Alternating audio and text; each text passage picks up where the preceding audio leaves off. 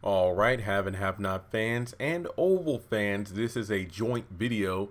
Makes it sound like Spike Lee joint. Basically talking about potential crossover potential for the haves and the have-nots and Tyler Perry's The Oval. Now, before going further, make sure you give the video a thumbs up, hit the bell notification icon, and select all. That way you're notified when I post new content.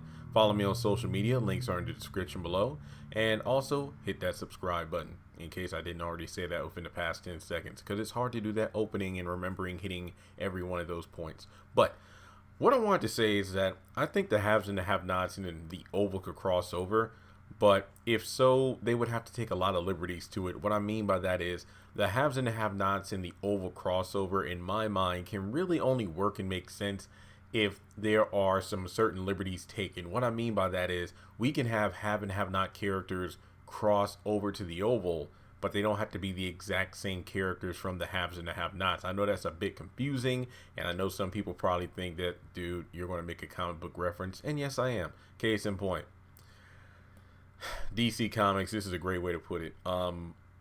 Like Batman, like the Batman in the, no, actually, I think a more fan friendly, oh, I know what you're talking about, the MCU. You know, Tom Holland, his version of Spider-Man is obviously not the same version of Spider-Man from the Into the Spider-Verse. Like the Peter Parker we saw in Into the Spider-Verse isn't the same Peter Parker from the MCU. So basically you have the same character but a different variation of them. I mean, technically speaking, I've already said the MCU, the Medea Cinematic Universe.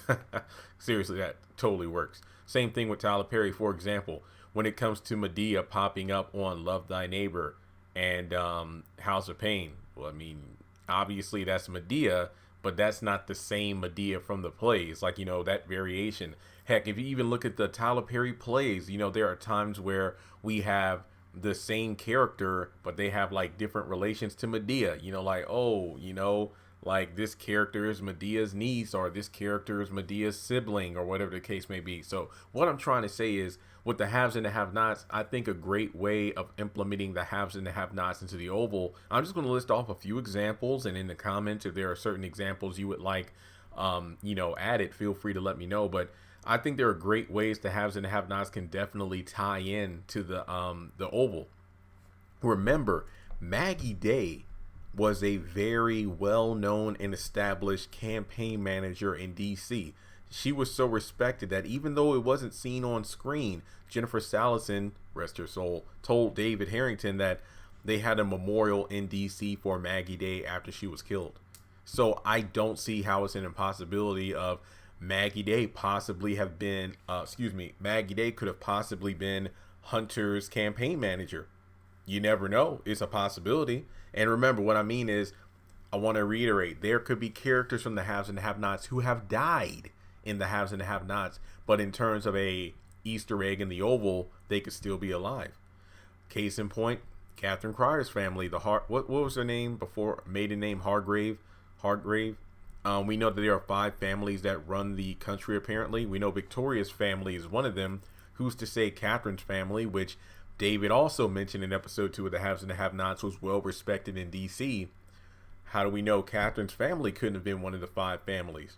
And I think the Malones would also be a great member of the 5 families, because you can have like a mobster family who have underworld connections, and then you have some powerful families who pretty much have certain persona in public, but of course, they deal with shady things behind the scenes. Of course, you have the Malones digging into places that those kind of people wouldn't have connections into. So I think we could definitely see like Jim Cryer and whatnot.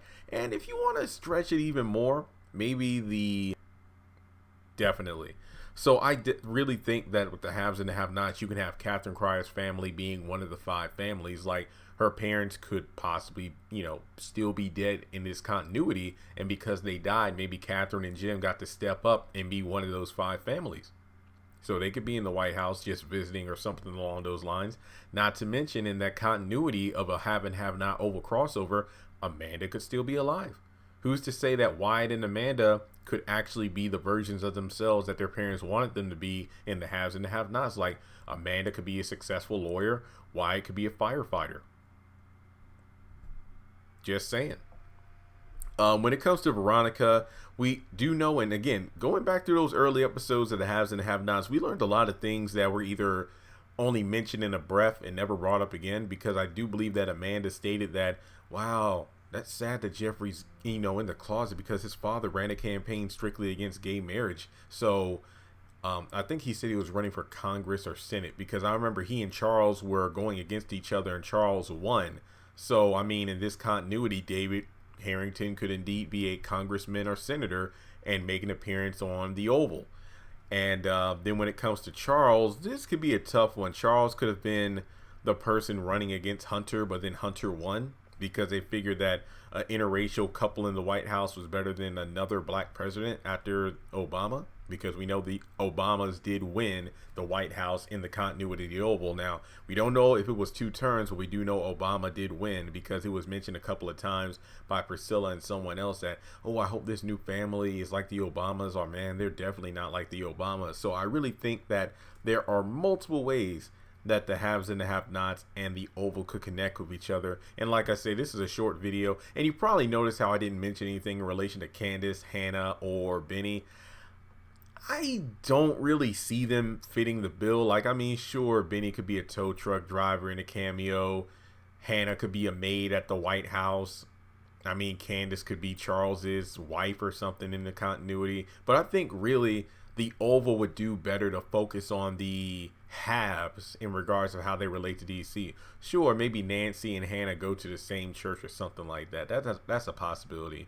But honestly, I think that the families of like Catherine, the Malones, and the Harringtons, and of course like Maggie Day, I feel like their characters would fit the bill more, because a lot of people already say that with the Richard storyline and his family could be removed from the Oval and they wouldn't mind it one bit. So let me know your thoughts in the comment section below. Remember, this video is just to kind of get the ball rolling, so hopefully in the comments you can also contribute various ideas of how the haves and the have-nots and the Oval could cross over together. And remember, think of the haves and the have-nots as a playground where it doesn't matter. All the toys are available to be played with. So even characters like Warlock, Quincy, characters who are dead, imagine that they're still alive in this continuity and you can do whatever you want to with them.